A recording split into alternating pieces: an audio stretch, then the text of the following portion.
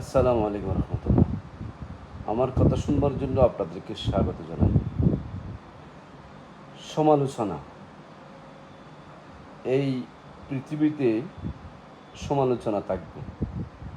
সমালোচনাকে যতটুকু গুরুত্ব দেওয়া উচিত ততটুকু গুরুত্ব দিয়েই নিজের সততার সাথে, নিষ্ঠার সাথে ভবিষ্যৎ গড়ার লক্ষ্যে এগিয়ে যেতে হবে। ধরুন, প্রধানমন্ত্রী আড়াই মাসে যে কাজগুলো করেছেন, যে কথাগুলো বলেছেন, যেই চিন্তাগুলো, যে আইডিয়াগুলো রাষ্ট্রের জন্য প্রয়োগ করার জন্য প্রস্তাবনা করেছেন, এইসব বিষয়ে অনেকেই কথা বলেছেন, প্রয়োগ করেছেন। সেসব বিষয়ে 100-100 মার্ক দেওয়ার জন্য সমালোচনা করেন। এই শব্দটা বলেছে, এই উচ্চারণটা বলেছে, ইত্যাদি ইত্যাদি। কেউ 100-100 নাম্বার দেবে না। ইভেন কি আপনি আপনার পরিবারের জন্য যা কিছু করেন না কেন, আপনার পরিবারকে আপনি 100-100 ভাগ সন্তুষ্ট রাখতে পারেন?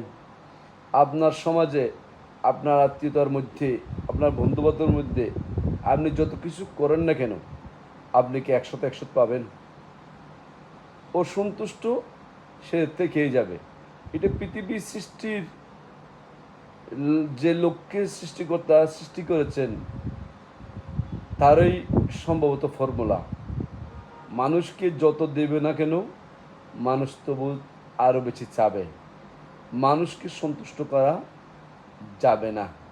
খুদ আল্লাহ তাআলা সৃষ্টি করেছেন, কি লক্ষ্যে সৃষ্টি করেছেন, কি উদ্দেশ্যে সৃষ্টি করেছেন, আমরা সবাই তো কম বেশি আন্দাজ করতে পারি।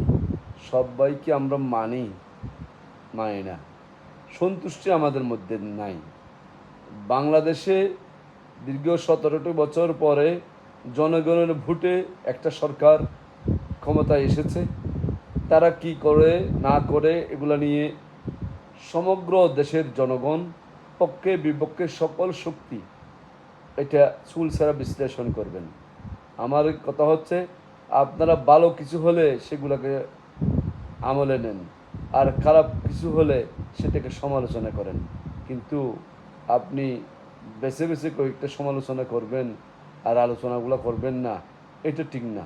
এটা জাতির উন্নতির জন্য, অগ্রগতির জন্য, জাতির ভবিষ্যতের কল্যাণের জন্য এটা বিশাল এক অন্তরায়। ধন্যবাদ সবাইকে।